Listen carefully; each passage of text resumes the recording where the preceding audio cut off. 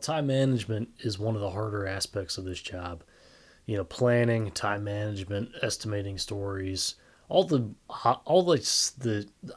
honestly, you think it's the fringe stuff when you first start. You're like, oh, I'm gonna code 95% of the day. No, it's like 30 or 40% at best. I mean, meetings, estimating, talking to people, training people, writing documentation, configuration, all that stuff. It takes a lot of time, right? I don't Yeah. know how you're spending your time. You might be watching Kangaroo Jack on VHS. You might be watching High School Musical on DVD. I don't know what you're doing.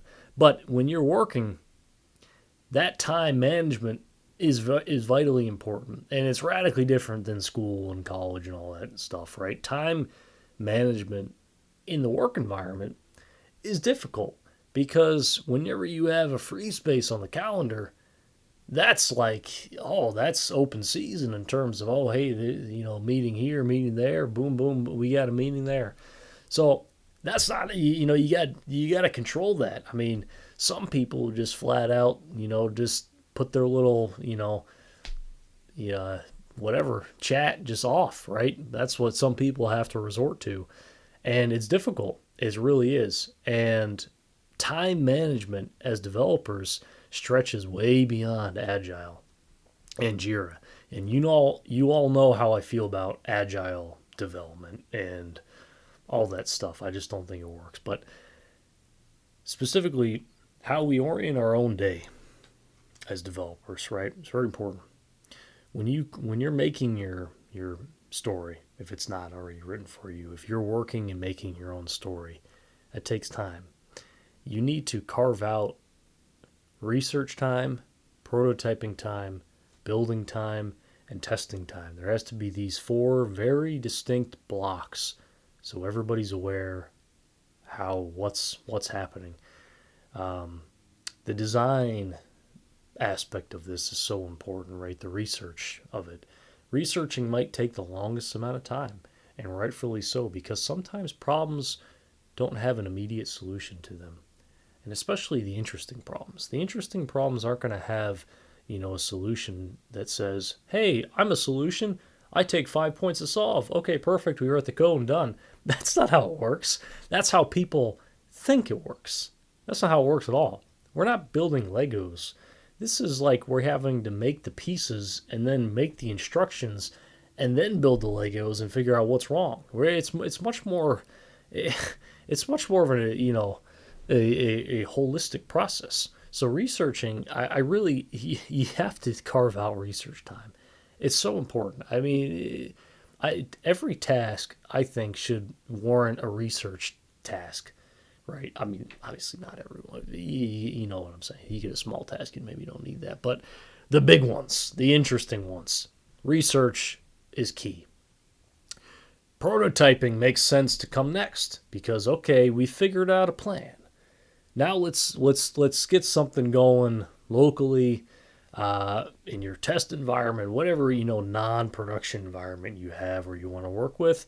Use that, figure it out, and load test, benchmark, get your numbers, and then make a plan. Because no way are you going to be able to know what's going to happen when you pass millions of messages through that thing if you never try, right? You have to try, and you got to back up what you're doing with numbers, right? You got to test it just to make sure it works. Now, if you're not working on something high throughput, if you're working on something that's much more, maybe data intensive, right? Doesn't have a lot of throughput, but you're working with very, very complex data types, it's going to look a little different. But you still need to, prototype something out. You need to prototype, okay, what happens when I run my code?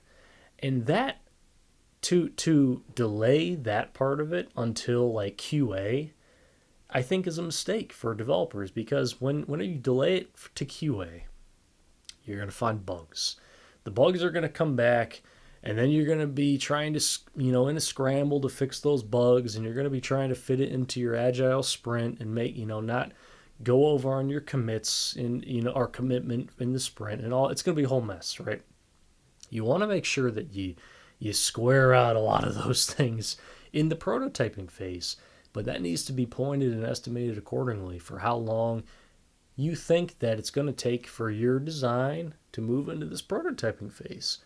When the prototyping phase is working, you say, okay, here are my tickets. I think that I'm going to have to do A, B, and C to get this done. A, B, and C all of a sudden become more official build tickets and say, okay, boom, boom, boom, we bring these in the sprint, estimated, and we got a real good feel about this, right? We have this. A is going to take 3 points. I know it because I've did a lot of it in prototype. B is going to take this, and C is going to take that. Here is the potential, areas of concern. Here's what I saw happen in prototyping. Here's the design to back it up. Makes sense. Everybody can pick it up, and you can be the point of contact if somebody has a question about it.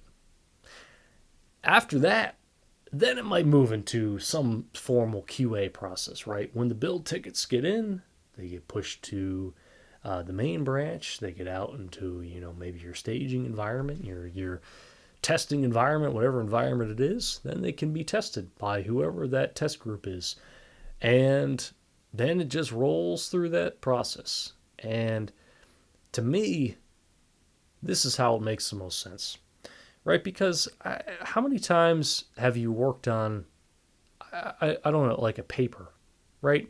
You don't just immediately jump into writing the whole paper, right? Like, we're trained to first write an outline.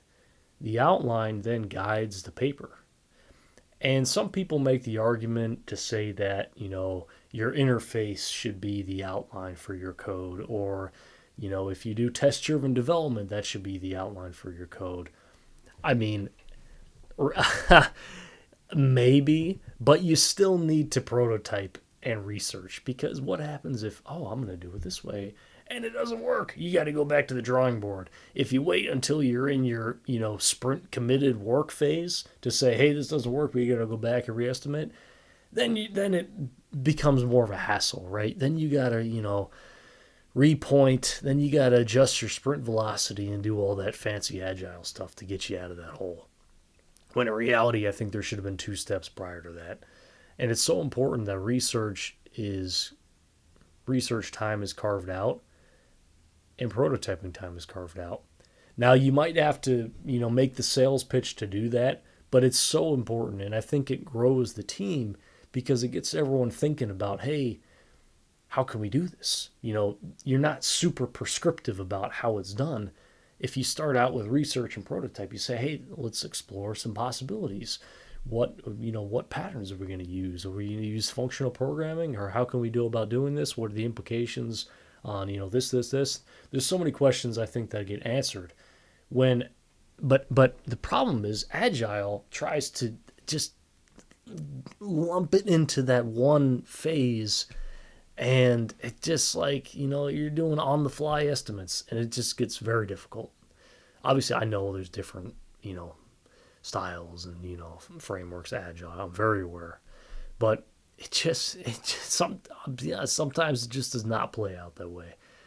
It's very difficult. So time management is one of the most important things in this job.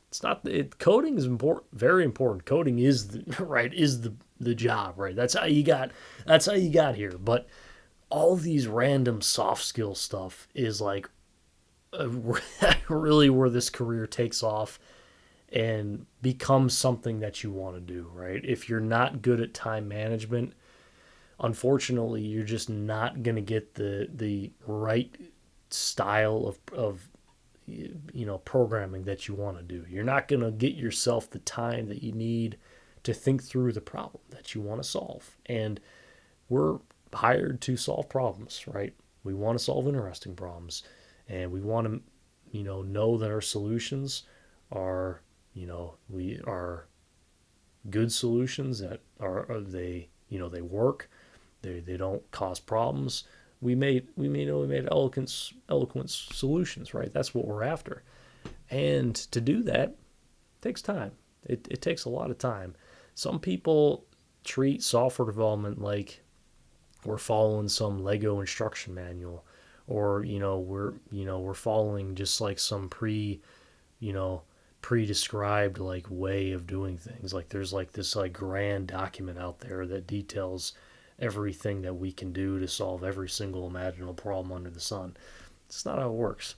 Every use case is different. Everything, it's always different. That's like that is the motto of software development. It's like I don't care how similar it looks, something about it is going to be different and it's going to cause an unforeseen problem.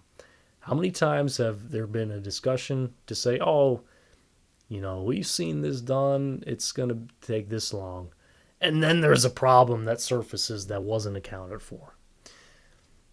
It happens all the time. That's just what happens in agile. It just makes me crazy. And can we just talk about like, how can we make this better? How can we improve the developer experience? To improve the developer experience, you got to get better at time management and forcing time into the sprints for research and prototyping for the thing we're working on. It's very important. So thank you all for watching. I'll see you in the next one.